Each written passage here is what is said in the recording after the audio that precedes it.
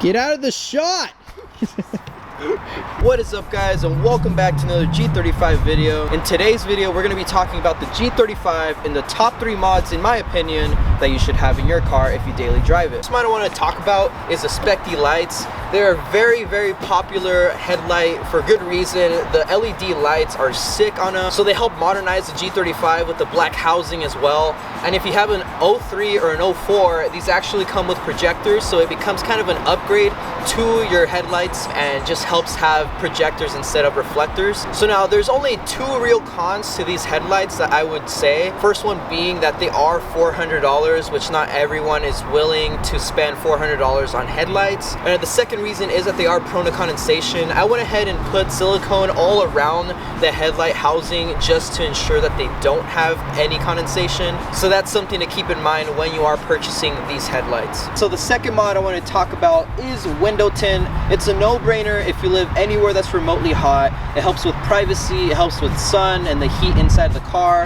It helps with maintaining your interior good. So for the window tint all around, it's going to cost you, give or take, like $150. There is 2 types of material, just the regular kind and then the ceramic kind. The ceramic kind blocks out UV rays a lot better than the conventional one. So that's something to keep in mind.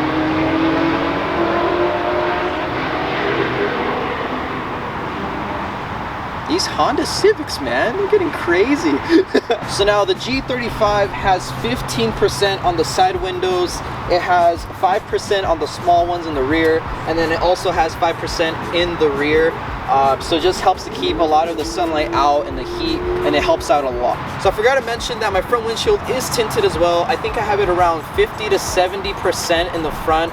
So it is illegal somewhere, so just do your own research and make sure that it's legal where you're at. But this was one of the first mods I did to the G35, and I definitely recommend it for day-to-day driving. It's a no-brainer if you live anywhere that's remotely hot. Honorable mention would have to be the plenum spacer on the G35s and 350Zs. It's a great starter mod for building power on your G35s, and I definitely recommend it. If you're not looking for coilovers, headlights, or window tint, this is definitely a place to start if you're looking for a more performance side on your G35. Take a step back right there. Oh my god. Joseph! So the third and final mod on the G35 is coilovers. Now, coilovers are a sick way to be able to lower your car and have a lot of adjustability on your suspension depending on what you want from the car. So the brand that I have on this car are BC coilovers, and I love them. I have a lot of adjustability. I can, you know, adjust the height, adjust the dampening levels. I can adjust a bunch of stuff on it that is really neat to have. Other cheaper alternatives are Tint and True Hearts.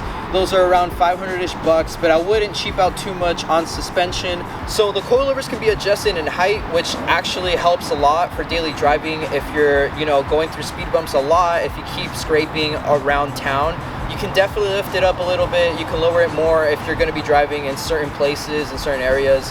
So it really helps out to dial in exactly to what you need in your car. Alright guys, so that is all for the top 3 mods on your G35, and this is all my opinion. Again, it's going to be different for each person depending on what you want out of your G35. I mainly just wanted to be a better daily driver and just a little more enjoyable and a little more fun. So yeah, with that being said, thank you guys for watching. Like, subscribe, and I'll see you guys in the next video. Peace.